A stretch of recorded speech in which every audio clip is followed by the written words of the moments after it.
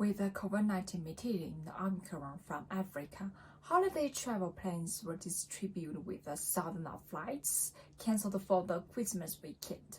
The US also announced early it would relieve travel restrictions imposed on South Africa, Botswana, Zimbabwe, Namibia, Lesotho, Eswatini, Mozambique, and Malawi because of warming variant on 31 December. And travelers from these countries also have been locked since 29 November.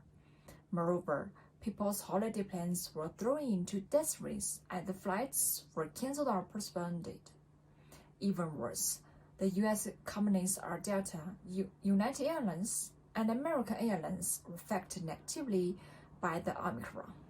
United Airlines said the rising number of the Omicron cases had a direct impact on flight crews and other people who run operations. Furthermore, the health department in the U.S. announced that the policy now shifting from a continental strategy to one of mitigation, self-monitoring, mask wearing, and social distancing, include to face the Omicron. Overall, global airlines have canceled more than 4,700 flights scheduled to take off on Friday and Saturday.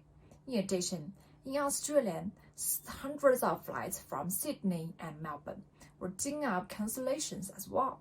Similarly, most European countries also take measures to limit the holiday plans during economy, such as Italy, Spain, and Catalonia. So we will conduct the commenters in the studio.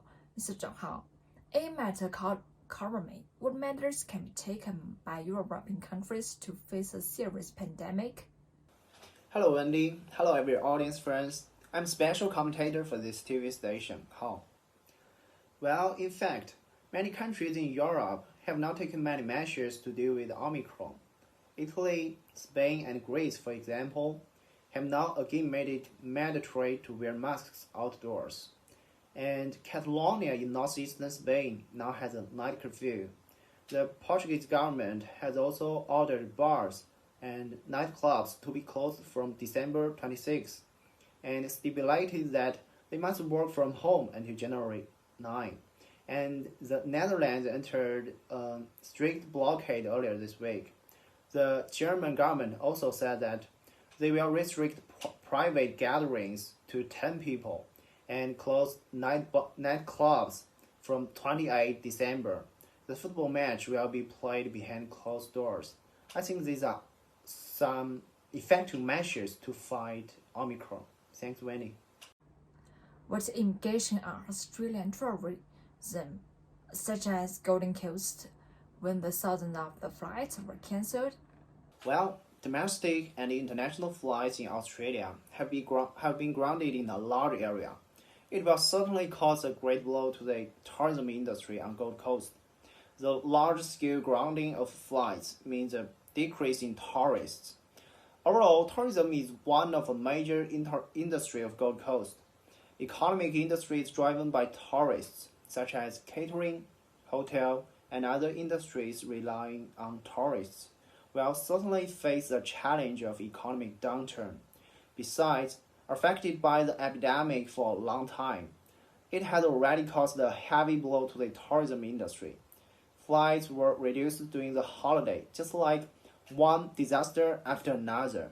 Many tourism practitioners will not only face a salary reduction, but may even lose their jobs. That's my opinion. Thanks, Winnie. Now let's turn to the local news. Divers have completed transplanting coral taken from the reefs on the Golden Coast onto a $5 million underwater tourism attraction, and it will be opened in early 2022.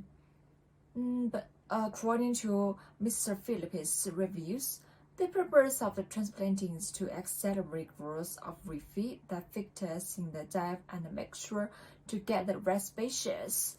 And it is predicted that transplanting coral will grow between 1 to 25 centimeters per year.